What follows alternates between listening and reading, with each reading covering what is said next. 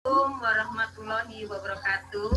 Waalaikumsalam warahmatullahi wabarakatuh. Alhamdulillah pada pagi hari ini kita masih diberikan nikmat sehat dan nikmat iman sehingga kita dapat mengikuti taklim rutin setiap hari Senin di Majelis Taklim Karonisa Ragunan.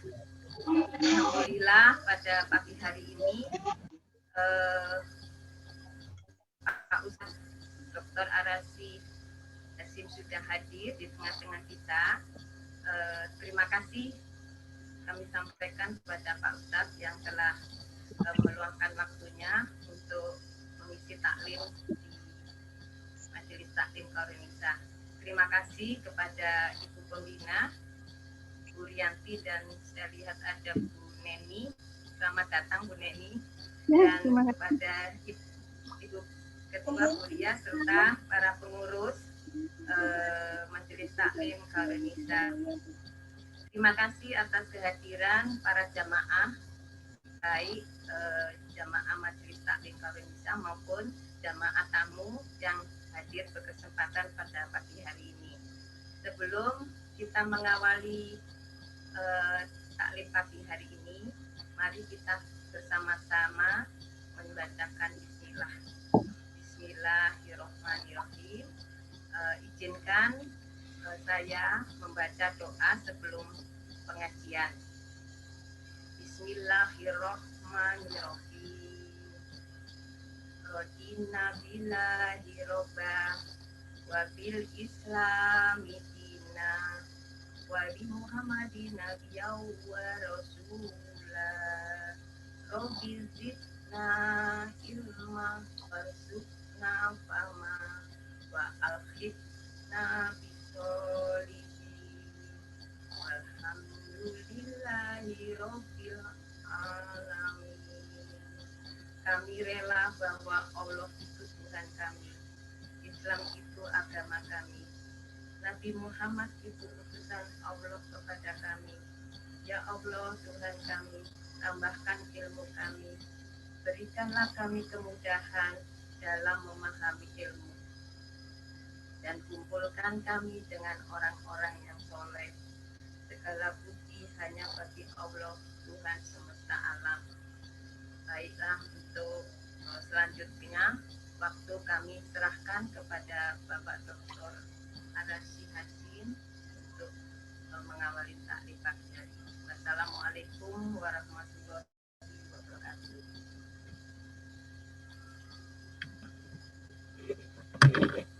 Baik, Assalamualaikum warahmatullahi wabarakatuh. Alhamdulillahirrahmanirrahim. Wassalatu wassalamu ala sayyidil mursalin wa ala alihi wa sahbihi wa baitihi wa dhurriyyatihi ajma'in wa ba'du. Allahumma salli wa sallim wa barik ala sayyidina Muhammadin al-Fatih lima ughliqa wal khatim lima sabaqna sirral haqqi bil haqqi wal hadi as-siratal mustaqim wa ala alihi haqqa qadrihi wa miqdarihi al-azim.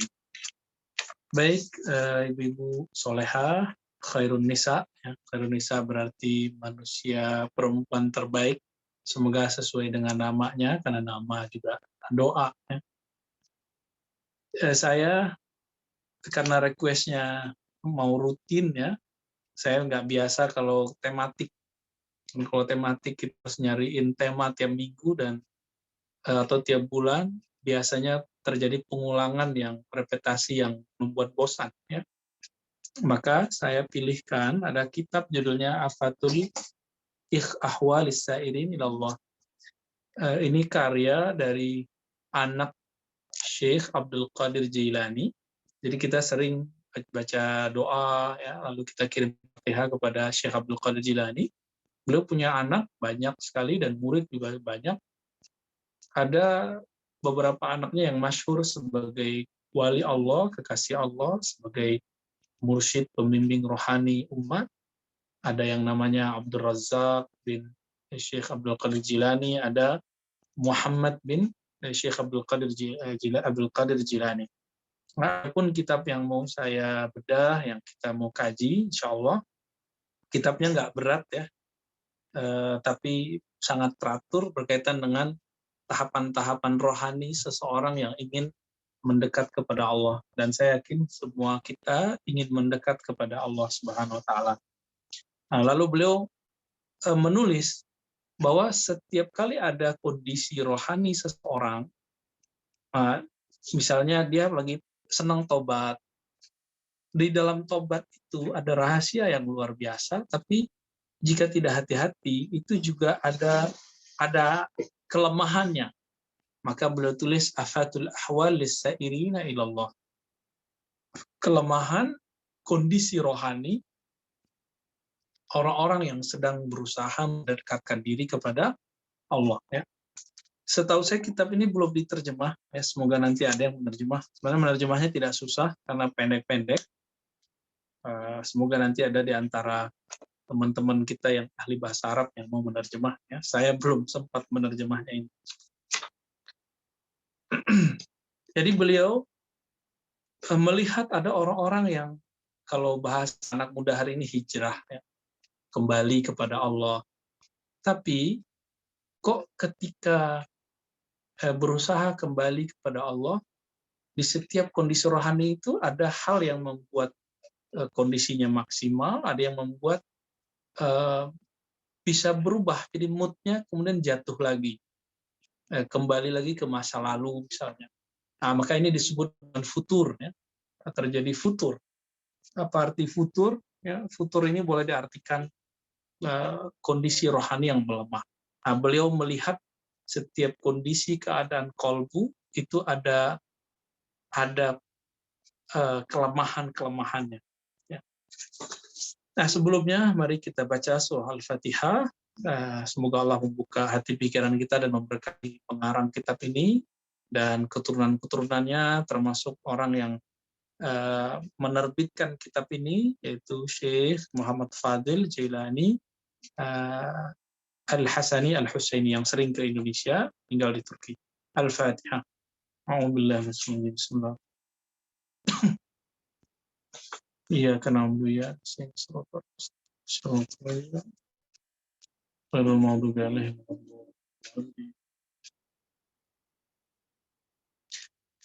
Ibu-ibu yang mulia Allah, setiap orang yang ingin mendekatkan diri kepada Allah, maka dia mesti mengenal dirinya dengan baik.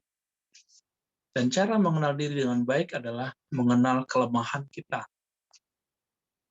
Nah, setiap seorang hamba mengenal kelemahannya, maka di saat itulah muncul kesadaran. Kesadaran untuk mengaku bahwa diri kita rendah dan hina di hadapan Allah Subhanahu wa taala. Kondisi merasa hina, merasa tidak pantas, merasa lemah di hadapan Allah, ini disebut dengan at-taubah. Ya, kita sering dengar istilah taubat, ya. Nah, istilah ini muncul di kalangan ulama, diambil daripada Al-Quran dan Sunnah. Ya. Jadi Al-Quran dan Sunnah lah yang kemudian menggunakan istilah ini. Misalnya dalam surat An-Nur ayat 31, وَتُوبُوا إِلَى اللَّهِ جَمِيعًا أَيُّهَا الْمُؤْمِنُونَ لَعَلَّكُمْ تُفْلِحُونَ. Dan surat An-Nur ayat 31. وَتُوبُوا, dan bertaubatlah engkau kepada Allah semuanya, wahai orang-orang yang beriman, la'allakum tuflihun, supaya engkau sukses, berhasil, beruntung. Jadi perintah taubat itu bukan kepada orang kafir. Perintah taubat itu untuk kita, orang yang beriman. Jadi jangan kemudian ngajak, orang kafir taubat, itu keliru. Yang diajak bertobat orang beriman. Kenapa? Orang beriman, meskipun ada iman, tapi pasti juga ada kesalahan. Termasuk saya yang berbicara, itu banyak kesalahan. Mungkin ibu-ibu juga punya kesalahan. Yang disadarikah atau yang tidak, yang tampak ataupun tersembunyi. Ternyata kesalahan kita yang tersembunyi itu lebih banyak daripada kesalahan kita yang tampak. Oleh karena itu, ketika ulama-ulama kita dipuji, mereka kemudian menangis. Ya, sebagian guru-guru saya kalau dipuji itu nangis. Apa kata mereka? Ana a'lam bi'aurati wa uyubi. Saya sangat mengerti aib dan kelemahan-kelemahan saya sendiri. Jadi pujianmu itu bukan pujian terhadap. Pujianmu adalah keindahan nama dan sifat Allah yang dipancarkan, dipantulkan lewat aku. Maka ibu-ibu yang melakukan Allah, tahapan pertama seseorang jika ingin mendekat kepada Allah, itu mengenal kelemahan dirinya, maka kita sebut kesadaran terhadap kelemahan diri sendiri, disebut dengan taubah. Nah, taubat itu kemudian setelah sadar, maka muncullah pengakuan, al-i'tiraf, pengakuan. Setelah kita mengaku di hadapan Allah, jadi di dalam Islam tidak ada mengaku kepada pendeta, kepada ulama, tidak perlu. Langsung mengaku kepada Allah. Dan langsung yang ketiga, an-nadam, yaitu penyesalan. Itu pengantar dari saya. Sekarang kita masuk ke kitabnya. Bismillahirrahmanirrahim. Babut Taubah. Imam Muhammad bin Abdul Qadir Al-Jilani mengatakan, "Fattaubatu ala salasi maqamat." Taubat itu ada 3 tahapan-tahapan lanjutannya. Jadi aplikasi taubat itu ada 3, kira-kira begitu. Yang pertama, an-nadam. Nah, ini versi Syekh Muhammad. Kalau saya tadi itu kondisi pengantar. Ya. Sekarang, kalau taubat itu adalah suatu benda, kira-kira, di dalamnya strukturnya apa aja? Pertama, an-nadam. Nadam artinya menyesal. Ya. Kalau orang menyesal, biasanya muncul tangis. Itu sebabnya kebanyakan orang yang menangis dalam tradisi ahli rohani itu dikarenakan penyesalan terhadap masa lalu. Ternyata menyesal itu tidak hanya dari dosa yang zahir, tapi juga ada dosa yang batin. Dosa yang zahir, durhaka ke orang tua, nakal, ya, ya sejenisnya lah. Kalau dosa yang batin, merasa sombong, pernah meremehkan orang, iri dengki kepada orang, berburuk sangka kepada orang, hati itu kayaknya suuzon, buruk sangka kepada orang. Ini termasuk yang kemudian kalau disesali, buat kita nangis. Nah, itu nadem. Maka an-nadem, jika dosanya biasanya fisik, dia akan berefek kepada fisik. Satu kali saya bertemu dengan seorang syekh. Syekh ini minta diajarkan zikir. Saya bilang, nggak usah Tuan Guru. Tuan Guru kan guru saya juga. Ya. Tapi beliau bernazar untuk belajar zikir kepada orang yang mempunyai silsilah zikir seperti saya. Akhirnya, karena beliau bernazar, beliau berkeinginan dan tekad kuat, saya kemudian menjanjikan di hari tertentu. Lalu kita mulailah istighfar, astagfirullah, astagfirullah. Ternyata, ya saya mengenal beliau, Syekh ini secara zahir hampir tidak pernah berdosa zahir. Orangnya sholat 5 waktunya bagus, tahajudnya mulainya, kita masih tidur, beliau sudah bangun. Ya. Jam 2:30 itu beliau sudah di atas sajadah. Berarti bangunnya sebelum 2:30. Dan beliau termasuk paling alim di satu tempat tersebut. Ketika kita ajak istighfar, ternyata dosa-dosa fisik, dosa mata, dosa telinga itu beliau nggak ada lakukan.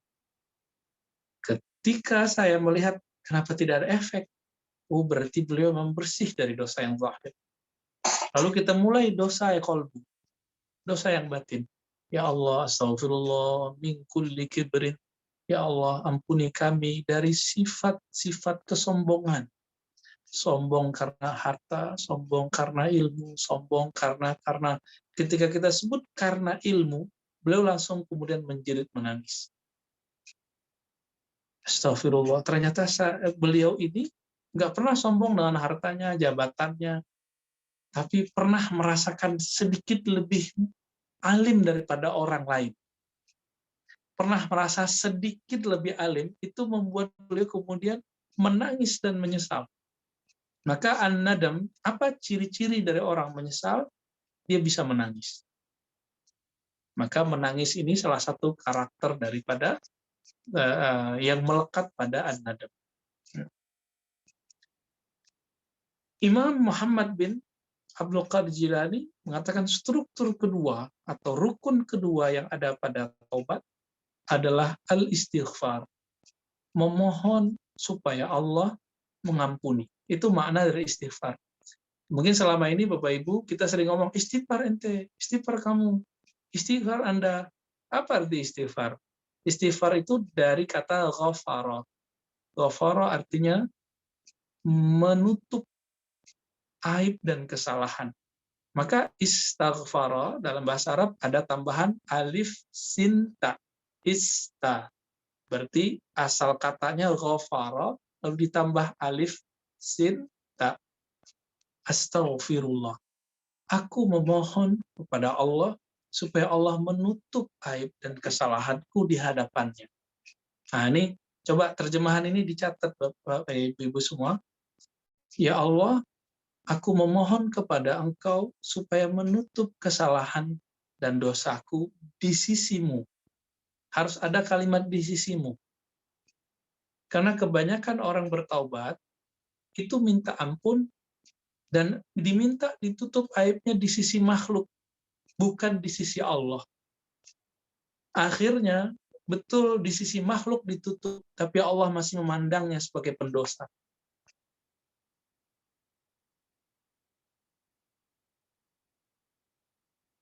Nah, dan struktur ketiga daripada atau rukun ketiga dari taubat adalah al-haqiqah. Al-haqiqah adalah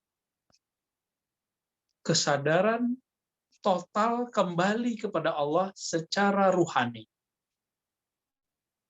Kesadaran total kembali kepada Allah secara ruhani, yaitu di dalam diri. Hatinya itu nggak mau lagi kembali kepada kesalahan yang lama. Itu maknanya. Jadi hati tuh kayaknya berat gitu kalau mau kembali ke masa lalu.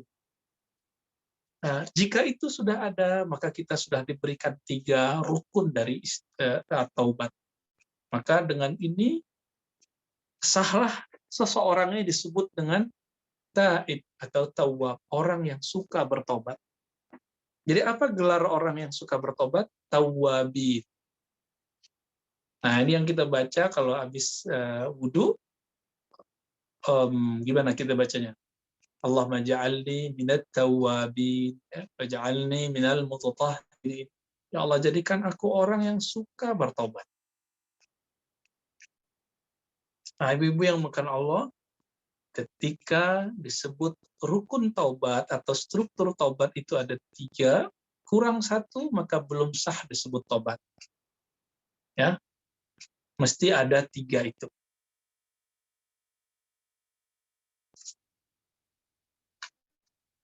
Lalu apa kelemahan dari 3 struktur ini? Jadi setan itu nggak mau diem. Setan itu nanti akan mencoba merusak rukun-rukun tadi, rukun atau struktur. Jadi ibarat satu bangunan ada pilar-pilarnya. Pilar ini mau dirobohkan oleh setan. Apa itu? Fa'afatun nadmi al-amal. Nah, beliau mengatakan penyesalan itu akan runtuh, akan hilang rukun ini dari tobat, sehingga orangnya batal disebut orang yang tobat. Al-amalu, pakai hamzah, yaitu angan-angan yang panjang. Apa itu angan-angan yang panjang? Angan-angan ini bisa masa lalu, bisa masa depan. Ya. Jadi kita mengangan-angankan kembali seandainya begini, seandainya begini. Nah, itu pengandaian-pengandaian itu ini akan membuat penyesalan itu jadi hambar. Jadi kita nggak ada lagi rasa tangis itu. Jadi apa yang membuat orang kalbunya jadi keras? Salah satunya adalah berangan-angan. Ya. Angan-angan ini ada yang ke masa lalu kita sebut tidak move on. Ada yang ke masa depan kita sebut tulul amal, panjang angan-angan. Ya. Nah, jadi angan-angan terhadap masa lalu bisa membuat orang takut lalu atau merasa masih apa kita sebut ya, kayaknya eman untuk melupakannya. Ya, betul, emang susah untuk melupakan masa lalu yang indah itu. Indah menurut hawa nafsu kita. Susah sekali ya. Makanya benarlah kata beliau, menyesal itu azmut tahwil biwujudil mararah minal madhi. Ya. Menyesal itu meninggalkan masa lalu yang dinikmati oleh hawa nafsu kita, meskipun ketika kita meninggalkan itu ada terasa sangat berat gitu, sangat pahit untuk meninggalkannya. Nah, ini yang disebut menyesal. Jadi bisa juga menyesal seperti itu. Jika rasa indah masa lalu itu, kan kita kalau berbuat sesuatu yang tidak benar, tapi hawa nafsu kita menikmati, itu susah sekali untuk meninggalkannya. Yang paling berat itu teman-teman kita yang sudah kecanduan narkoba, misalnya, itu berat sekali, ya, sangat-sangat berat sekali. Begitu juga urusan masalah cinta, ya, itu juga sangat berat, mungkin lebih berat masalah percintaan daripada urusan kecanduan narkoba atau kecanduan minuman. Ya. Jadi apa kelemahan dari angan-angan? Apa yang membuat angan-angan kita akan rusak? Apa yang akan membuat penyesalan kita jadi runtuh, rusak? Yaitu kita berangan-angan ke masa lalu sehingga tidak bisa move on, atau ke masa depan sehingga kita terlalu banyak khayalan. Ya. Dan yang kedua, apa kelemahan dari orang yang beristighfar? Kelemahan dari orang yang beristighfar adalah al-ghaflah, kelalaian hati, mengingat Allah Subhanahu wa Ta'ala. Maka di dalam Al-Quran itu, di 2 ayat terakhir surat Al-A'raf, ayat 205, ya, kalau nggak salah, Allah kemudian melarang untuk lalai. Apa kata Allah? Wala takun minal ghafilin. Janganlah engkau menjadi orang-orang yang lalai. Lalai itu sifat kolbu. Kalau angan-angan sifat pikiran. Jadi kalau kita ini istighfar, nah ibu-ibu nih mohon maaf nih ya, waktu istighfar pikirannya kemana? Pikirannya oke, ingat masa lalu. Tapi kadang-kadang istighfar, kolbunya tidak ingat Allah. Nah, tadi maknanya apa istighfar? Ya Allah, aku memohon kepada Engkau agar menutup aibku di sisimu. Rasa itu seakan-akan Allah di depan kita. Allah ada di hadapan kita. Ketika rasa itu ada, baru disebut istighfarnya orang bertaubat. Tapi jika rasa itu tidak ada, disebut istighfar yang ghaflah. Istighfar tapi masih lalai. Nah, ini ibu-ibu bisa berburu kepada Rabi'atul Adawiyah. Rabi'atul Adawiyah, imam perempuan lah kalau boleh disebut ya. Tersebut sayyidat yakni ahlul qulub minan nisa. Jadi pemimpin ahli kolbu dari kalangan perempuan. Beliau mengatakan sebuah kalam yang diriwayatkan oleh Imam Suhrawardi, astaghfirullah fi istighfari. Aku memohon ampun kepada Allah, aku minta ampun kepada Allah karena aku tidak sungguh-sungguh dalam istighfar. Jadi pernahkah kita mengistighfarkan istighfar kita sendiri? Kalau iya, berarti kita sudah dapat warisan ilmu dari Sayyidah Rabi'atul Adawiyah, ya, imam musalaf dari kalangan perempuan. Ya, jadi imam itu bisa aja perempuan. Ya. Tidak ada batasan, itu hanya untuk laki-laki. Dan yang terakhir, jika tadi struktur atau rukun pilar dari taubat itu penyesalan, istighfar, dan ketiga hakikat. Ya. Tadi hakikat adalah kesadaran untuk kembali secara total kepada Allah. Lalu apa yang menghalangi kesadaran ini? Yang menghalangi kesadarannya adalah asyahwah. Maka kelemahan dari hakikat adalah asyahwah, mengikuti hawa nafsu. Jadi kita kalau masih kembali lagi ke tradisi yang lama, maka hakikat dari tobat kita nggak dapat. Nah, pada faktanya memang kita nggak ada yang benar-benar. Kita tobat hari ini, istighfar hari ini, besok balik lagi. Emang begitu terus. Kita udah nyesel nih, nyesel, ya Allah saya nggak mau kembali. Besok balik lagi. Gimana cara menghadapi ini? Maka kemudian Imam Abdul Qadir Jilani, ayah dari pengarang kitab ini, beliau punya kitab lain, sudah diterjemah, judulnya Al-Fathur Rabbani. Silakan dicari Bu ya. Fathur Rabbani. Itu kitabnya sudah diterjemah, ada online seingat saya. Beliau mengatakan, Istaikizu ya ghufal. Sadarlah wahai orang yang lalai. Intabihu ya niyam, ya nawam. Bangunlah wahai orang yang tidur hatinya. Wa ta'arradu li rahmati rabbikum. Sudahlah, memang kita ini punya kelemahan. Sekarang ta'arradu li rahmati rabbikum. Engkau harap saja rahmat Allah Subhanahu wa taala. Ya, meskipun hari ini kita tobat, besok kita nggak tahu, ternyata kembali lagi, salah lagi. Yang kita harapkan nanti Allah masih merahmati kita. Maka Imam Abul Hasan Asyadzili, ini sering saya kutip dan beliau sebutkan dalam kitab Hizbul Bar beliau, dalam hizib ya. Dalam hizib ini wirid kayak ma'surat. Beliau berdoa, dan doa sering saya baca juga dan jadi favorit. Allahumma ja'al sayyiati sayyiat man ahbabta. Ya Allah, jika aku salah, jika aku keliru, jika aku berdosa, jika aku sempat menjauh darimu, maka jadikanlah kami orang yang salah, yang keliru itu, tapi kasih sayangmu tetap terkucurkan kepada kami. Jadi orang yang salah, tapi Allah masih sayang kepadanya, itu kenapa? Karena kalbunya masih mau ingat Allah.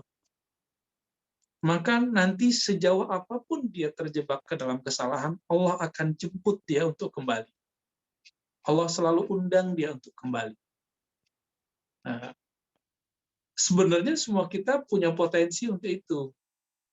Masalahnya, apakah kita berbaik sangka kepada Allah, atau kita berangan-angan bahwa Allah ini jahat kepada kita, Allah nggak adil. Saya sering mendengar orang ngomong begini, ya, Allah nggak adil, Tuhan nggak adil. Sudahlah dia durhaka kepada Allah, dia tidak taat kepada Allah, lalu dia kemudian menyalahkan Allah. Nah, ini tidak fair ya, menjadi hamba Allahnya tidak fair. Nah, pribadi begini bukan tobat. Ini tambahan dari saya, tapi tidak dalam kitab. Karakter kalau dalam dunia kerja, karakter taubat itu adalah karakter yang fair, mengakui kesalahan diri sendiri. Mengakui kesalahan diri sendiri, lalu tidak hanya suka mengakui, menyesalinya, lalu memperbaikinya. Terkadang orang harus salah dulu supaya dia benar. Kadang-kadang orang harus gagal dulu baru dia bisa sukses. Nah, orang yang bisa menyalahkan dirinya dan tidak menyalahkan orang lain di sekitarnya, inilah yang disebut tawwabin, orang yang taubat. Maka orang tawwabin ini dijemput oleh Allah nanti, walaupun dia dosanya setinggi langit, Allah akan selamatkan dia. Ya, maka Allah Ta'ala berfirman dalam hadis qudsi, wahai hambaku, jika engkau tidak merasa berdosa, maka aku akan datangkan generasi baru yang mereka berdosa, lalu menyesali di hadapanku, lalu aku mengampuninya. Jadi dosa itu ternyata rasa. Saya merasa berdosa nggak? Gitu. Nah, orang-orang yang selalu merasa dirinya berdosa di hadapan Allah, dengan struktur yang 3 tadi, itu selamat. Tapi kalau merasa berdosa doang, tidak diikuti dengan pribadi nadam, menyesal, istighfar, minta dihapus, lalu hakikat usaha untuk naik secara rohani, maka orang ini tidak akan bermanfaat. Sama dengan teman kita di satu tim bekerja, gampang mengaku salah. tapi tidak mau memperbaiki. Berarti dia baru sepertiga dari karakter taubat. Orang ini tinggal disempurnakan oleh pembimbingnya, mentornya. Jangan dibiarkan, jangan kemudian malah dihantam, malah dikata-katai. Kamu nih ngaku salah mulu, tapi nggak memperbaiki. Bantu dia memperbaiki, karena dia belum tahu cara memperbaiki dirinya. Begitu juga dalam kehidupan spiritual rohani. Ketika seorang murid tetap lalai, tetap terjebak lagi, maka dia butuh mentor rohani. Disebutlah mursyid, syekh, kiai, guru, ustadz, ya. Tapi tidak semua mentor itu cocok dengan mentoringnya, ya. Tidak semua guru itu disesuai dengan murid-muridnya. Nah, maka carilah menu-menu rohani yang disajikan oleh para mentor-mentor ini, ya, yang cocok dengan kita. Kira-kira itu ibu yang melakukan Allah, tidak usah panjang, tapi yang penting clear. Ya. Selama ini kita ngomong tobat, apa sih tobat? Ternyata tobat sederhananya seperti itu, dalamnya seperti itu, lebih kurang. Ya. Saya kembalikan ke Bu, siapa tadi? Ibu Rosana, ya. Silakan Bu. Terima kasih Pak Ustadz atas pencerahannya berkaitan dengan tobat.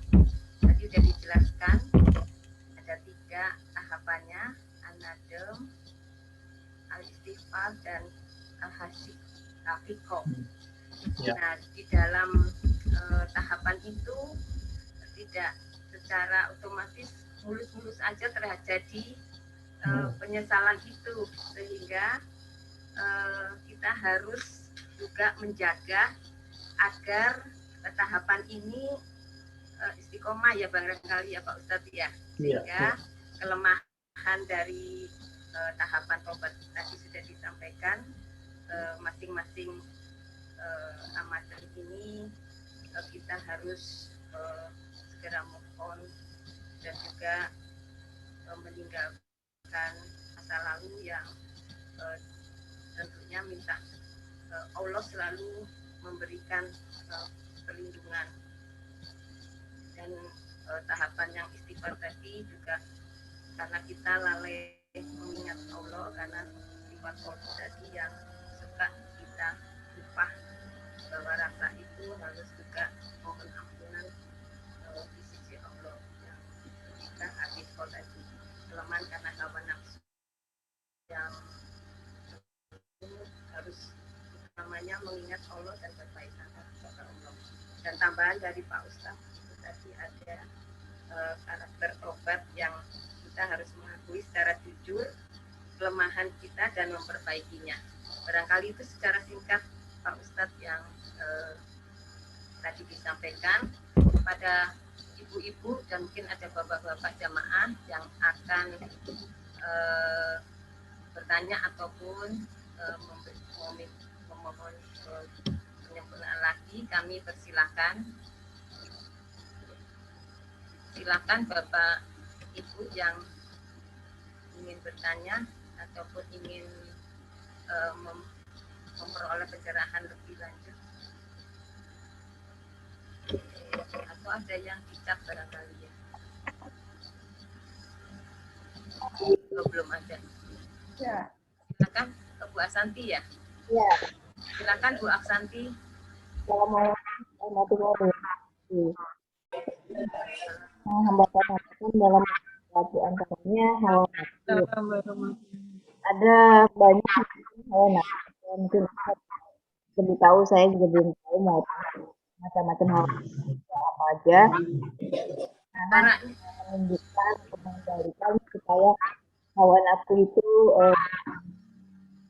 sesuai dengan Allah. Nggak jelas suaranya. Kedengeran nggak? Nggak clear ya Bu Santi ya. Kedengeran nggak? Putus-putus tadi. Silakan Bu. Tapi tidak jelas. Kedengeran nggak? Ya, silakan Bu, silakan. Kedengaran tetapi nggak jelas Mbak Bu Santi.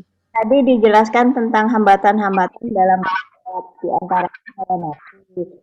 Mohon dikerahkan ada macam hawa nafsu dan bagaimana cara untuk melindungi atau mengendalikan hawa agar sesuai dengan ajaran ini.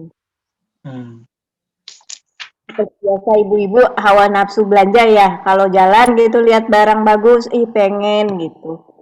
Gimana ya Ustadz ya? Ya, ya. Baik.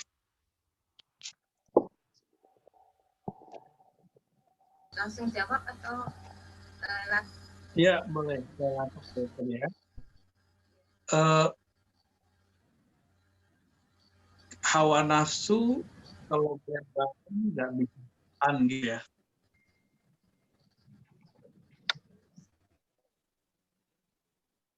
Jadi ketika kita melihat sesuatu, kok pengen langsung beli, ya. Nah, ini masuknya ke bab apa? Dia masuk ke bab syahwat. Syahwat itu bahasa Arab artinya keinginan, kesukaan. Supaya kita ini tidak gampang membeli sesuatu, maka yang harus kita lakukan adalah bertanya ke dalam diri kita sendiri, saya beli ini gunanya untuk apa? Ya, jadi berbicara melakukan sesuatu itu jangan kepikiran langsung, tapi kalau kepikiran sesuatu langsung visinya ditarik jauh. Ini tuh apa ya? Gitu. Kalau saya beli manfaatnya apa? Mudaratnya apa? Kalau duit ini saya pakai untuk bantu orang, kayaknya lebih baik deh. Nah, dikasih dia semacam alternatif. Jadi diri kita ini itu bisa berdialog karena di dalam diri kita ada yang sering saya sebut ada unsur jiwa. Nah, jiwa inilah yang dekat ke hawa nafsu. Ada unsur yang disebut unsur akal, dia berpikir, nanti kelemahannya suka berangan-angan, ya, terobsesi begini dan itu. Ada unsur kolbu, kolbu ini akan nanya, hakikatnya apa, perlunya apa. Nah, ini yang kemudian perlu kita bertanya ke dalam kolbu. Kolbu ini nanti dia bertanya ke dalam ruh kita. Ruh nanti akan jawab. Ya. Makanya kalau kita melihat sesuatu, pasti terjadi dialog dalam diri. Nah, menangkan sesuatu yang bersifat positif. Insya Allah. Nah, jadi bangun diri kita sendiri, dialog dengan diri kita sendiri, jangan hanya berdialog dengan hawa nafsu, apalagi dengan orang lain. Ya. Kira-kira begitu, Bu. Wallahu a'lam bishawab. Itu sebabnya kalau di dalam dalam hadis itu kalau ada orang berkehendak sesuatu, Nabi mengajarkannya sholat 2 rakaat atau minimal dia meminta semacam istikharah ilahiyah kepada Allah lewat kalbunya. Ya, bisa dengan doa, bisa dengan sholawat, bisa dengan zikir. Ya, lebih kurang begitu. Jadi jangan spontan ya. Wallahu a'lam bishawab. Silakan lanjut. Terima kasih Pak Ustadz. Mungkin saya baca chat dulu ya Pak Ustadz. Ini ada yang bertanya, obat itu sebuah karunia Allah atau murni usaha dari manusia, Bu ya? Tobat itu zahirnya adalah keinginan kita, kehendak kita. Walaupun batinnya itu Allah yang manggil. Allah kan manggil. Surat An-Nur tadi ayat 31 itu kan panggilan hakikat tuh. Bertobatlah kepada Allah semuanya, nggak ada terkecuali. Mau orang yang dosanya dikit, dosanya besar, mau orang yang baik, orang yang jahat, mau orang narkoba, nggak narkoba, mau kiai, nggak kiai, ustadz, nggak ustadz, sama semua. Jadi, karena dosanya orang yang alim kadang lebih besar daripada dosa orang yang nggak alim. Karena orang alim ini tahu dosanya ini besar, dia lakukan gitu. Tapi orang alim ini enaknya juga tahu cara taubat, nah, itu enaknya. Jadi berdasarkan ayat itu, Allah kemudian memberikan semacam panggilan batin. Tinggal nanti kita mau nggak menjawab, keputusan kita untuk menerima, itu dari kita sendiri. Di saat kita memutuskan menerima, disitulah Allah mengapresiasi kita walaupun tertatih-tatih. Itu nggak apa-apa, biasa aja. Ya, siapa sih yang nggak maksiat di dunia kan nggak ada. Hanya Rasulullah yang nggak pernah maksiat. Tapi walaupun Rasul itu nggak maksiat, kalau Rasul itu salah, salahnya itu disebut di Quran dosa, tapi itu bukan dosa seperti kita. Nabi Adam itu kan Di surga pada hakikatnya nggak ada yang dilarang mau makan apa. Tapi diuji dua skenario bahwa tidak boleh mendekat ke satu pohon yang ada buahnya, yang dalam tafsir Asyuti disebut mirip dengan buah labu. Ya. Wallahu alam itu hakikatnya seperti apa. Kan sebenarnya tidak ada larangan. Selevel Nabi Adam itu sempat keliru karena pada diri Nabi Adam itu ada memori kesalahan, berbuat salah, padahal levelnya Nabi. Maka memori itu ada dalam tubuh kita, itu genetik. Jadi berbuat salah itu sudah genetik dari Nabi Adam. Pasti setiap hari kita salah, nggak ada orang nggak salah. Masalahnya mau sadar atau tidak. Kesadaran itu dari kita. Sedangkan panggilannya secara batin itu ada di dalam hati yang bersumber dari Allah. Gitu Bu Roksana ya. Terima kasih Pak Ustadz. Ini ada izin yang bertanya lagi.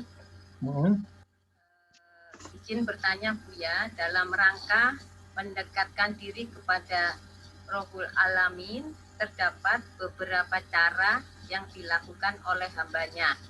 Yeah. Misalnya, zikir yang dilakukan oleh para pengikut tarikot.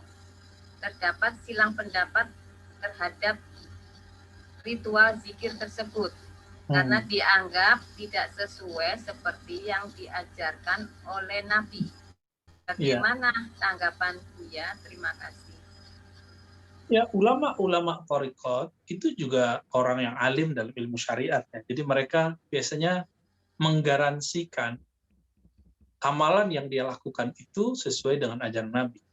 Yang saya maksud ulama ya, tidak semua mursyid tarikot itu ulama. Ada yang cuma dia pakar zikir doang, tapi dia tidak ulama dalam ilmu syariat. Tapi kalau ada mursyid yang dia ulama, dia pasti bertanggung jawab dengan semua amalan yang diajarkan. Seperti ayah dari pengarang kitab ini sendiri, Syekh Abdul Qadir Jilani, itu dia bertanggung jawab dengan apa yang diajarkan. Bahwa itu semua sesuai dengan ajaran Nabi SAW. Bagaimana dengan torikot yang menurut kita tidak sesuai dengan ajaran syariat? Menurut kita atau menurut ulama? Nah, coba diganti. Tanya ke ulama yang mengerti torikot. Jangan bertanya ke ulama yang membenci torikot. Rata-rata yang benci kan nggak ngerti atau iri. Dan yang kedua, kalau saya sudah paham nih, tapi saya ngerasa nggak cocok sama torikot, itu mungkin. Torikot zikirnya aneh-aneh gitu. Kok berdiri-berdiri, kok goyang-goyang. Yaudah saya nggak mau deh. Nggak apa-apa. Bagus.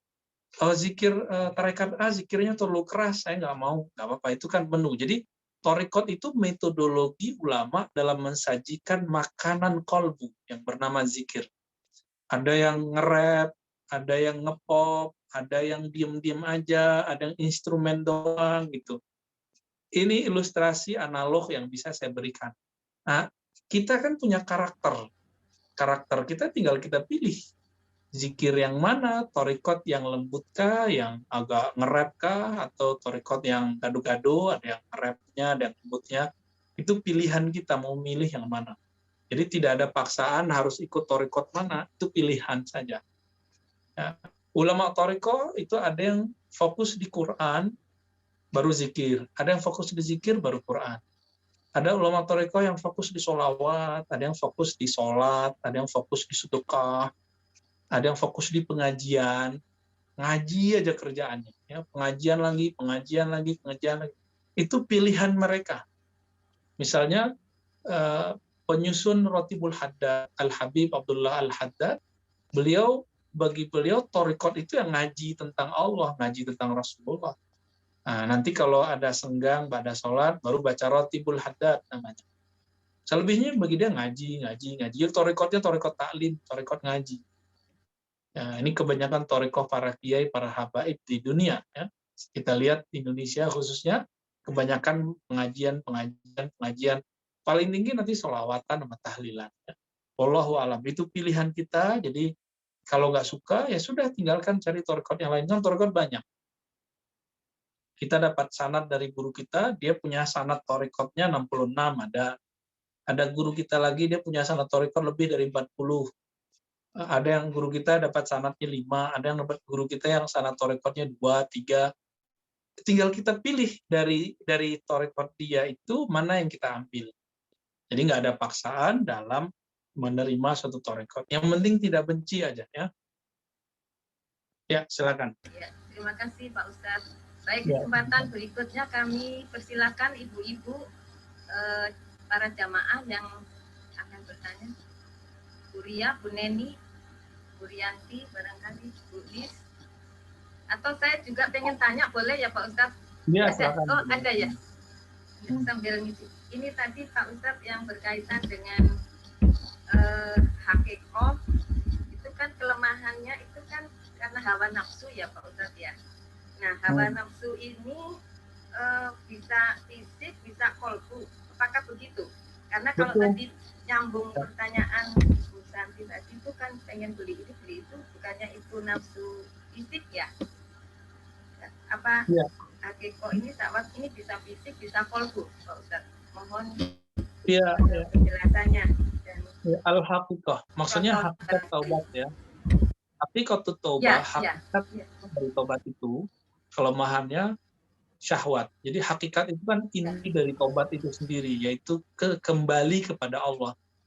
Apa yang membuat kita terhalang kembali kepada Allah? Syahwat. Nah, syahwat ini terbagi dua, syahwat zahir, syahwat batin. Syahwat zahir kita sudah tahu, mata seneng yang lihat yang cakep ya, seneng lihat ya macam-macam lah. Termasuk syahwat yang boleh itu ada, misalnya kita suka ngelihat pemandangan alam semesta, suka jalan-jalan ke mall, itu kan halal, melihat alam. Tapi itu bisa menghalangi kita kembali kepada Allah jika tidak tahu tekniknya. Nah, itu syahwat yang zahir. Bisa syahwat yang tidak halal ya. Ya, kita sudah paham lah maksudnya syahwat yang tidak halal. Ada syahwat yang batin. Syahwat yang batin ini apa? Nah, ini biasanya dialami oleh orang-orang yang sudah advance dalam belajar zikir ma'rifatullah. Contohnya gini, kalau sudah belajar zikir, pengen jadi pemimpin thariqat, pengen pemimpin pengajian, pengen jadi kiai. Gitu. Jadi ada perasaan pengen show up. Keinginan ingin show up itu, ini disebut dengan syuhrah. Syuhrah ini syahwat ingin populer. Ciri-ciri syahwat ingin populer, kalau orang like kita bahagia, kalau orang unlike kita sedih, bahkan bisa sakit. Nah, ini ciri-ciri orang yang dia masih ada hubbu syuhrahnya, suka syahwat terkenal. Semua kita kan pengen terkenal pasti. Sebenarnya nih ya, kita itu pengen terkenal. Tapi kalau syahwatnya ini sudah jinak dengan taubat, maka keinginan terkenal itu kemudian dipulangkan kepada Allah. Terserah engkau ya Allah, jika engkau membuatku tersembunyi, aku ridho. Jika engkau membuatku populer, aku ridho. Ya. Ada lagi tuh ya, misalnya ada seorang ustadz, ya, seorang pengobat, mungkin dia seorang ahli ruqyah, pengobat dengan metode zikir. Sakit, gengsi mau ke dokter. Karena kalau ke dokter nanti dianggap nggak ampuh nih obatnya. Pengen disebut orang sakti dengan zikir-zikirnya, dengan doa-doanya, ruqyahnya. Akhirnya dia nggak mau berobat. Ya. Dan saya lihat ya, orang-orang yang meruqyah ini kan agak sensitif, bahaya. Kadang-kadang dia mau ngobatin orang untuk lepas dari jin, tapi dia sendiri kena oleh pekerjaannya itu. Ya. Akhirnya sakit dan tidak mau berobat karena takut disebut tidak sakti, ya meninggal. Ya. Tapi orang kemudian bilang, oh ya, memang dia hebat. Ya. Dia kalau sakit cukup pakai air, pakai zikir sembuh. Tapi hanya sebatas itu. Jadi ada syahwat yang batin, syahwat yang tersembunyi, yaitu keinginan yang tidak tampak secara zahir, maka dia disebut dengan syahwat yang batin. Ya, lebih kurang itu. Apalagi? Terima kasih Pak Ustadz. Silakan Bu Susi, itu ada yang raise hand Bu Wiwit Ediwati itu Bu. Ada yang raise hand, Bu. Bu Wiwit Ediwati. Oh, silakan Ibu. Sebentar, saya cek. Silakan Bu Wiwit.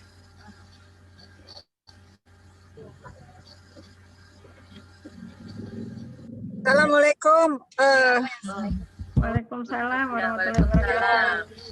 Maaf nih saya baru masuk, baru ingat Waalaikumsalam. saya lagi dalam perjalanan dari Baluran menuju Banyuwangi. Jadi di mobil. Ya, Ya, buat saya- jalan. Silakan Bu. Iya, saya apa ya mau bertanya apa? Sebaiknya dalam perjalanan? Oh, dalam perjalanan zikir apa Pak yang baik supaya kita Iya, iya. dilindungi Allah Subhanahu wa taala. Baca ayat kursi aja, Bu. Ayat kursi ya. Ya, baca ayat kursi kalau bisa di awal, di akhir, di tengah jalan itu bagus. Kalau saya pernah naik diantar teman ke satu kota, pulang pergi, ternyata kita kena macet dan bensinnya habis. Bensinnya malam-malam saya terbangun dan mereka ramai, ini bensin habis gimana? Ya saya zikir aja, baca ayat kursi. Jauh sekali perjalanan, seharusnya hitungan akal kita itu bensin sudah habis, sudah mati mobilnya. Ya, tapi berkah izin Allah kan tidak ada yang beri syafaat bantuan kecuali dengan izinnya kan, izin Allah Taala, dan Allah izinkan jalan tuh mobil. Alhamdulillah sampai kemudian kita ketemu pom bensin karena ada macet hebat waktu itu di mungkin libur panjang kalau nggak salah itu ya. Dan alhamdulillah itu berkah ayat kursi. Ayat kursi di dalamnya ada nama Allah. Ada nama Allah yang zahir, Allah, Hayy, Qayyum, Huwa. Ada nama Allah yang domir selain Huwa, ada Hu-nya banyak sekali di sana. Ya, ada Hum, ada yang tak muncul kata gantinya, dan itu pasti hitung ulama ada 15. Maka kalau membaca ayat kursi, sebelum kita berangkat, di tengah kita berjalan, dan di akhir kita nyampe, biasanya Allah benar-benar ridho, ya, karena senang namanya disebut-sebut. Oh, iya. Terima kasih kiranya. Silakan Bu ya. Mau unmute gimana? Pak ada yang bertanya atau saya baca ini ada dari Baca Bu. chat ya.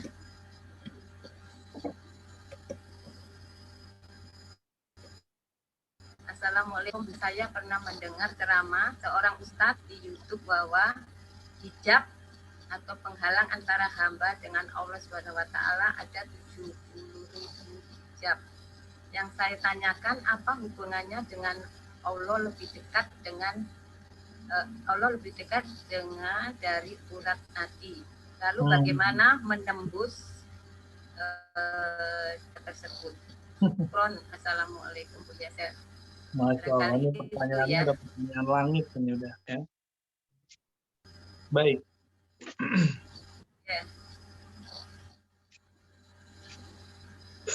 Di akhir kitab Jami'ul Usul Aulia karya Ahmad Khadawi, beliau seorang ulama yang ahli hadis, salah satu ulama di Turki zaman dulu di akhir-akhir pemerintahan Turki Utsmani. Ketika terjadi kisruh di Turki, beliau hijrah ke Mesir. Dan beliau nulis kitab judulnya Jami'ul Usulil Aulia.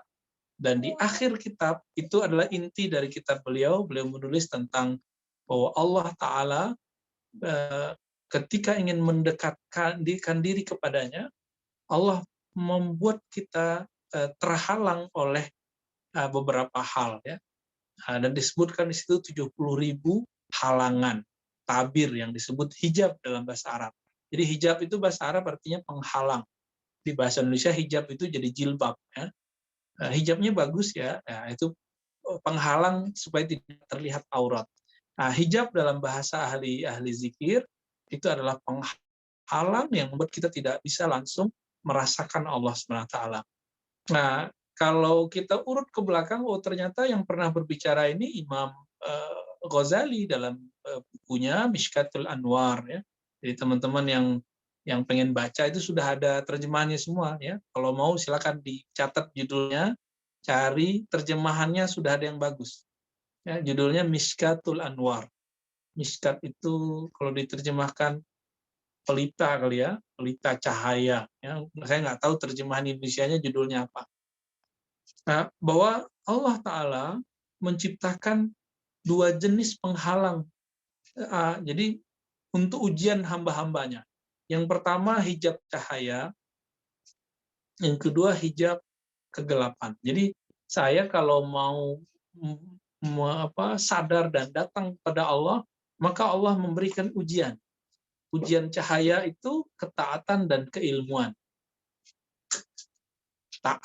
Saya taat, tapi ketaatan itu bisa menghalangi loh. Kalau saya merasa diri saya taat, saya merasa suci dengan ketaatan, maka ketaatan itu bisa menghalangi kita dari Allah. Ya, rajin haji umroh ini, ya mohon maaf, ini ibu-ibu hajah ini kan kalau nggak dipanggil ibu hajah tersinggung. Tandanya sudah terhalang kepada Allah lewat amal hajinya. Hijabnya bernama hijab cahaya. Suka bantu orang, ini mohon maaf juga nih. Terus orang itu sekarang sukses. Pas ketemu di jalan nggak nyapa. Terus kita bilang, belagu amat, dulu aja minta tolong. Nah ini hijab cahaya. Ada hijab kegelapan, hijab maksiat dan kebodohan.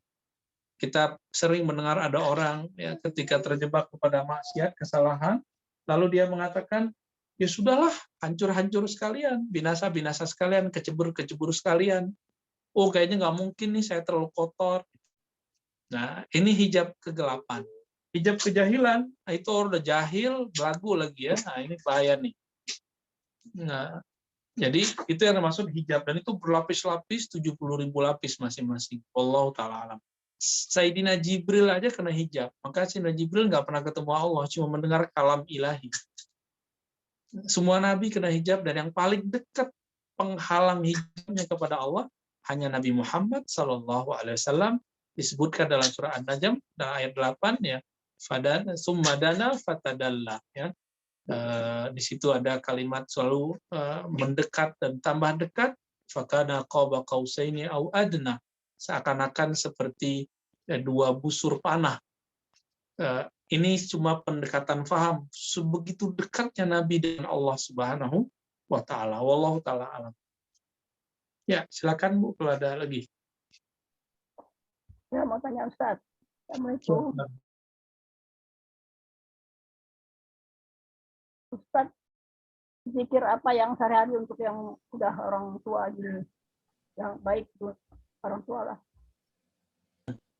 Zikir yang bagus untuk orang tua, ya semua kita sebenarnya udah tua Bu. Udah ada umur.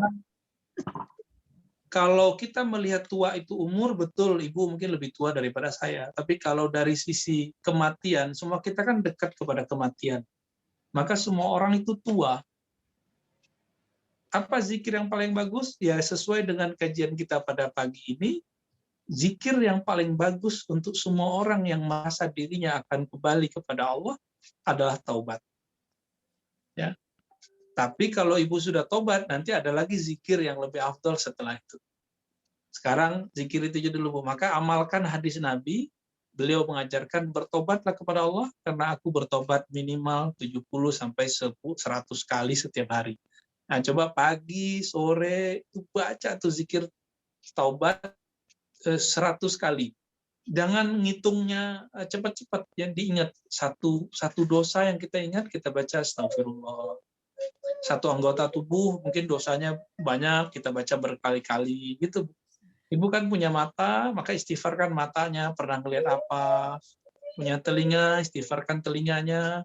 Punya tangan, kaki, kemaluan, perut, wajah, kita pernah mengagumi wajah kita di depan cermin lalu sombong, atau kita ngeliat orang jelek lalu kita sombong, melihat kulit kita yang dulu pernah bening, sekarang udah mulai tidak bening, sudah mulai keriput misalnya. Kok keriput ya? Nah, mulai kita nggak menerima takdir, ini kita istighfarkan semua. Lalu masuk ke kolbu, istighfar kolbu, istighfar dari kesombongan, dari lalai, dan lain sebagainya. Nah, coba diamalkan itu. Pakai ini aja, Allah sudah terima kita. Ya. Jadi zikirnya nggak usah aneh-aneh, Bu, banyakin istighfar aja. Ya. Ya, terima kasih, Pak. Ya, sama-sama.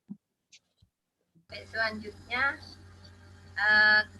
boleh saya baca tab lagi, Pak Ustaz? Atau ada Ya. yang bertanya? Ibu katanya mau tanya apa?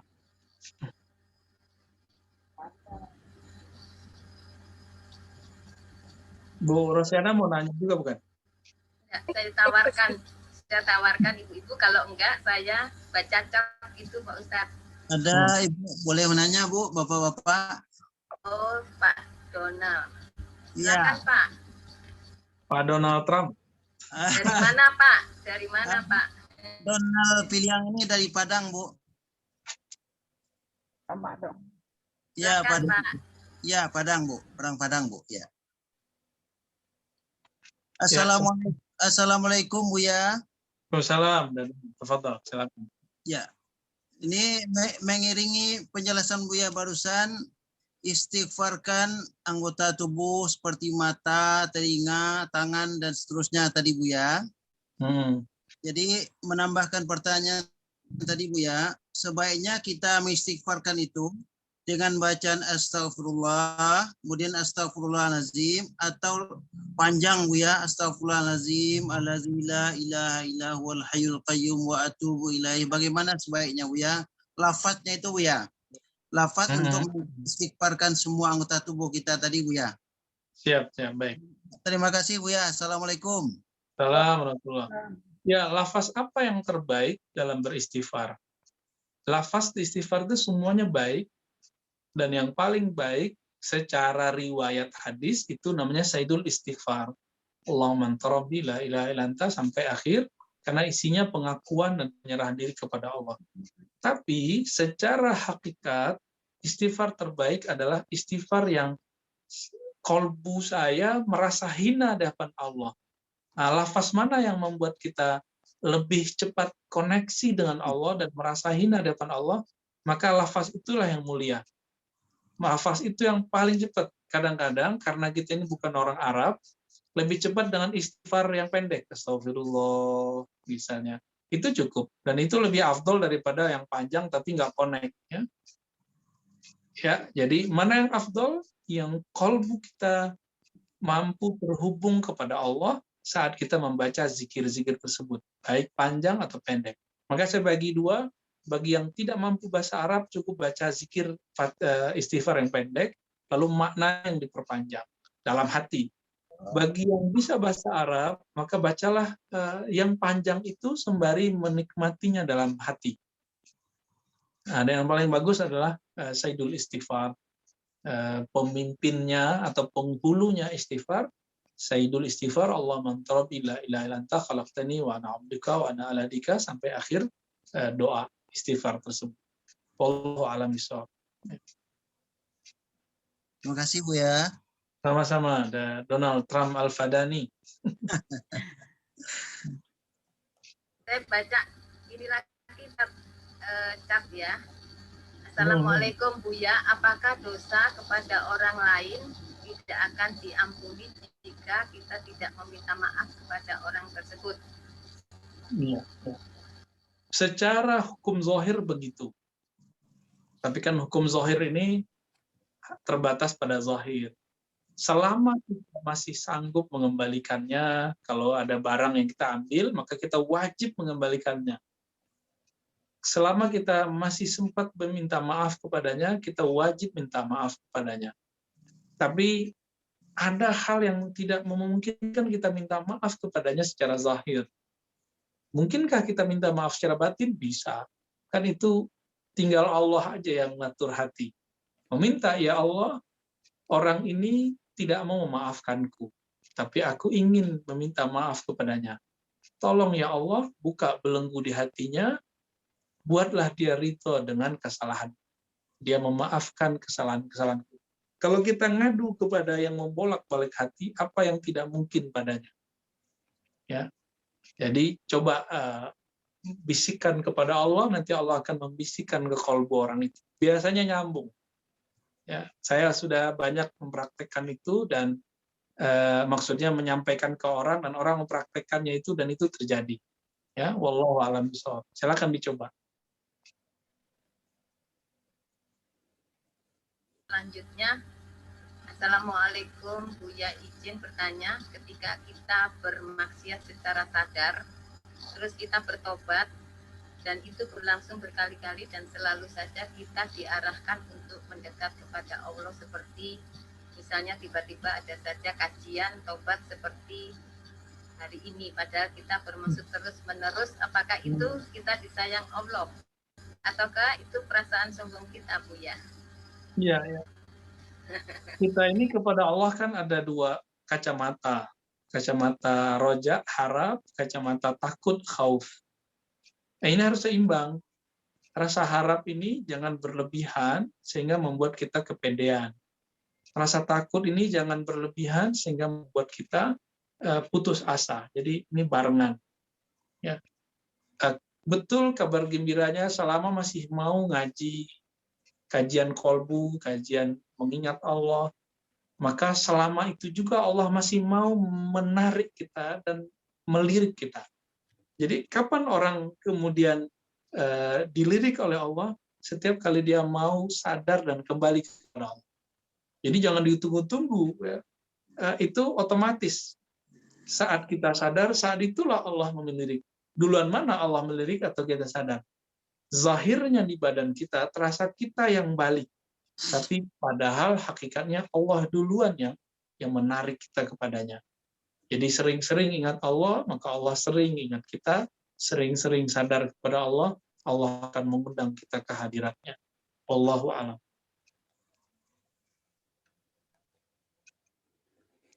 Ya, apalagi Bu? Terima kasih. Ya. Berikutnya, atau ada yang mau bertanya, Ibu-ibu? Kalau tidak, saya mau deh. Saya mau. Ya, silakan. Assalamualaikum Pak Ustadz Ar-Razi. Waalaikumsalam. Tadi disebutkan ada 3 rukun taubat ya Pak Ustadz. Dan kalau saya tadi tidak salah dengar bahwa taubat yang sesungguhnya dan diterima Allah itu jika ketiga-tiganya dilakukan. Betul ya Pak Ustadz. Nah ini apakah sama dengan taubatan nasuha itu ya Pak Ustadz? Betul, itu yang disebut taubat nasuha. Oke. Jadi taubat nasuha pilarnya, rukunnya 3 tadi. Dan taubat nasuha itu bukan sekali, bisa berkali-kali. Bukan sekali seumur hidup, tapi berkali-kali dalam hidup. Ya. Untuk hal dosa-dosa yang berbeda-beda itu ya. Iya, kan bisa dengan 1 kali tahapan taubat semuanya dibersihkan Allah. Ya, jadi artinya setiap, karena kita manusia kan tidak luput dari kesalahan setiap waktunya. Jadi kita merasa selalu berbuat salah gitu. Jadi sebanyak mungkin kita istighfar gitu ya Pak Ustadz ya. Selevel Nabi masih istighfar. Kenapa Nabi istighfar? Ternyata beliau merasa udah ibadah banyak, sudah bersyukur, tapi masih merasa syukurnya kurang cukup. Jadi Nabi itu merasa dirinya berdosa karena merasa sholatnya kurang cukup untuk mensyukuri nikmat Allah. Kita dengan cuma beberapa rakaat kayaknya udah ngerasa soleh banget. Ini bedanya kita sama Nabi. Jadi Nabi itu, dosanya Nabi itu adalah kesolehannya kita. Nabi menganggap dirinya berdosa. Nah, dosanya Nabi itu kalau pada diri kita itu dianggap kesolehan. Ya, mau tanya Ustadz, apakah ada sholat taubat nggak? Ya, ada sholat taubat dan hadisnya ada, cuma ulama ahli fikih berbeda ngasih nama. Ya. Ya, jadi itu hadisnya sahih. Nggak ada katanya sholat taubat. Yang nggak ada itu yang nggak ngerti. Ya kan banyak orang yang terlalu terburu-buru membaca hadis. Dulu mana ada nama sholat hajat kan nggak ada. Nama sholat istikharah nggak ada. Itu dikasih oleh ulama. Kalau sholat istikharah misalnya, Nabi mengatakan, Iza hamma ahadukum. Jika seseorang kamu punya himmah, punya keinginan, punya masalah. Itu doang kalimatnya. Falyusalli raka'atain. Maka sholatlah 2 rakaat. Ulama kita nyebutnya sholat hajat, sholat istikharah. Bisa juga disebut sholat apa gitu. Jadi nama itu yang ngasih ulama. Kalau ada yang nggak sepakat, ya mungkin dia bukan ulama kali ya. 2 rakaat Ustaz ya? Iya, 2 rakaat. Ya, terima kasih. Ya, sama-sama. Cukup kali Bu? Kamu masih ada? Ustaz, satu lagi Ustaz, saya Ustaz. Oke, baik. Assalamualaikum Ustaz, saya Ustaz ya. Iya. Assalamualaikum Ustaz. Saya berkesimpulan begini, kalau kita bersyukur itu sama dengan, jadi begini, kalau kita bersyukur dengan mengucapkan istighfar, itu boleh nggak Ustaz? Karena saya bersyukur masih ada kesalahan yang mengganjal di hati saya. Syukur saya kurang banyak. Contohnya seperti Nabi Muhammad itu sudah dijamin surga oleh Allah, tapi masih mengucapkan istighfar juga, Ustaz. Iya, Iya, bagus tuh. Itu namanya istighfar. Jadi istighfar itu ada di setiap kondisi rohani.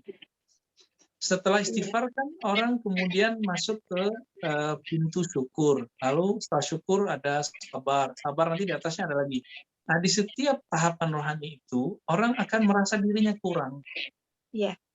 Ya. Istighfar yang kita bahas sekarang itu istighfar dari kesalahan dosa.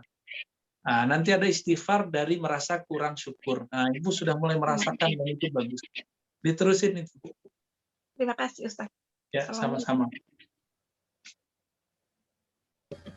Barangkali cukup Bu Rosana ya. Oh, masih ada Ibu? Masih ada. Ya. Ibu masih ada? Atau satu cap boleh enggak Pak Ustadz? Satu lagi ya Pak Ustadz. Ini, Assalamualaikum Buya, bagaimana mengendalikan tangisan yang tiba-tiba dan tanpa sebab pada saat mengaji? Karena jadinya saya hentikan ngaji Qur'annya bila tiba-tiba menangis yang nggak jelas. Terima kasih. Ya. Nah, itu namanya wajad. Ya. Wajad itu rasa yang didapat saat kita mengamalkan sesuatu. Terutama misalnya baca Quran, zikir. Jangan berhenti baca Qurannya, terusin baca Qurannya. Karena Nabi mengatakan walaupun hadisnya dhaif, tapi ulama kita mengamalkannya. Kalau engkau membaca Quran, fabku alaih, fa illam tabku fatabaku. Ya. Nangislah ketika baca Quran. Jika tidak, maka berusahalah untuk menangis. Orang susah nyari itu. Jadi jangan berhenti, terusin aja. Teruskan, karena inilah salah satu ahwal orang-orang yang sedang dipandang oleh Allah kolbunya ketika baca Quran. Jadi ini kabar gembira bagi yang merasakan itu. Allah benar-benar sedang melirik kolbunya. Makanya kolbu kita kemudian meleleh karena dia merasa dipandang. Sebelumnya, setelahnya mungkin dipandang, tapi tidak merasa kita dipandang. Kita nggak sadar kalau kita dipandang. Akhirnya tidak ada tangisan itu. Ya.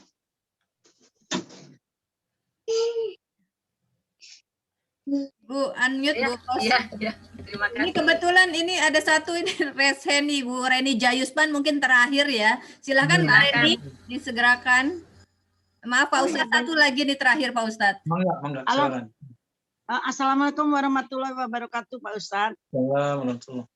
Alhamdulillah saya sudah mencoba dari tadi masuk nggak bisa ini sampai saya tanya Bu Rini, aku ini nggak bisa masuk, tapi akhirnya alhamdulillah saya bisa masuk. Pak Ustadz, saya ingin bertanya, apakah boleh tatkala kita itu zikir pagi sore atau kita menyelesaikan zikir-zikir kita dibarengi dengan melakukan kegiatan, misalkan saya harus seperti pagi misalkan pagi hari saya habis subuh itu harus menyiapkan makanan, harus matiin lampu, harus ngurusin macam-macam. Tapi kalau saya teruskan bisa kesiangan semua. Nah, ini apakah boleh disambingaten, Pak? Itu pertanyaan saya, Pak. Terima kasih. Iya, zikir itu kan dalam surat Ali Imran ya, yang 190 sama 191 itu kan disebutkan allazina yazkurunallaha qiyaman wa qu'udan wa 'ala junubihim. Orang-orang yang berpikir itu, mereka berzikir saat berdiri, duduk, dan berbaring. Jadi, yang Ibu lakukan, Bu Reni ya, Ibu lakukan itu masuk ke bagian berdiri. Jadi silakan kerjakan itu, nggak apa-apa. Ya, malah nanti tempat-tempat yang Ibu zikir di sana itu dia senang. Karena Ibnu Mubarak meriwayatkan dari Nabi, tidaklah seseorang yang berzikir melewati suatu bongkah bumi atau satu tempat, kecuali tempat itu berbangga dibandingkan tempat yang lain. Karena di mana-mana itu benda-benda ini kan zikir. Kalau dia ketemu dengan makhluk bernama manusia berzikir, itu mereka dapat kebahagiaan. Sama nih Ibu kalau lihat masjid. Masjid yang ada tanah, ada marmer, ada macam-macam, itu yang kemudian jadi bahan masjid, itu bukan tanah sembarangan. Itu karena emang Allah memilih batu itu, pasir itu untuk menjadi tempat zikir, dan tempat itu pasir-pasirnya akan berbangga dibandingkan pasir-pasir yang di jalanan dan lain-lain. Jadi benda-benda di alam ini seirama dengan kita kalau kita berzikir. Lebih kurang gitu Bu Reni ya. Lanjutkan zikirnya. Terima kasih, terima kasih. Ya, Bu Rosana, silakan Bu. Ya, baik. Terima kasih Pak Ustadz atas kajian pada pagi hari ini tentang at-taubah atau bertobat yang sudah diulas secara detail. Mohon maaf pada Bapak Ibu yang catnya belum sempat kami bacakan. Mudah-mudahan dengan penjelasan Pak Ustadz dari pertanyaan maupun cacat sebelumnya ini bisa menjawab pertanyaan Ibu-Ibu atau Bapak yang tadi telah menyampaikan. Terima kasih sekali lagi kepada Pak Ustadz Dr. Arafji Hasim atas kajian pada pagi hari ini, dan mohon maaf apabila selama kajian ini ada hal-hal yang kurang berkenan. Sebelum kami tutup, kami akan membacakan doa sesudah pengajian. Bismillahirrahmanirrahim. Allahumma afina bil ilmi wa zayyina bil ilmi wa akrimna bil taqwa wa jamilna bil afiyah. Allahumma fa'na bima alamtana wa alimna ma yanfa'una wa zidna ilman nafi'an. Walhamdulillahi ala kulli halin wa na'udzu billahi min ahwali ahlina. Subhanaka Allahumma wa bihamdika asyhadu alla ilaha illa anta astaghfiruka wa atubu ilaika. Ya Allah, kayakanlah kami dengan ilmu pengetahuan, hiasi kami dengan ilmu, muliakan kami dengan ketakwaan, pindahkan kami dengan keariseatan, keselamatan akhir batin, keselamatan akidah, keselamatan dari segala bentuk bahaya, dan keselamatan dunia akhirat. Ya Allah, berikanlah kami manfaat dari apa yang bermanfaat bagi kami, dan karuniakan kami ilmu yang bermanfaat. Segala puji bagi Allah atas kebaikan segala keadaan, dan kami berlindung kepada Allah dari buruknya keadaan penghuni neraka. Maha suci Engkau ya Allah, dan bagimu segala puji. Aku bersaksi bahwa tiada Tuhan selain Engkau. Aku mohon ampunan dan bertobat padamu. Terima kasih kepada para jamaah yang telah hadir pada siang hari ini. Sekali lagi mohon maaf atas segala kekurangan. Kami akhiri kajian taklim pada hari Senin tanggal 15 Maret ini dengan kita bersama-sama membaca hamdalah. Alhamdulillahirabbil alamin. Wabillahi wa taufiq wal hidayah. Wassalamualaikum warahmatullahi wabarakatuh. Waalaikumsalam.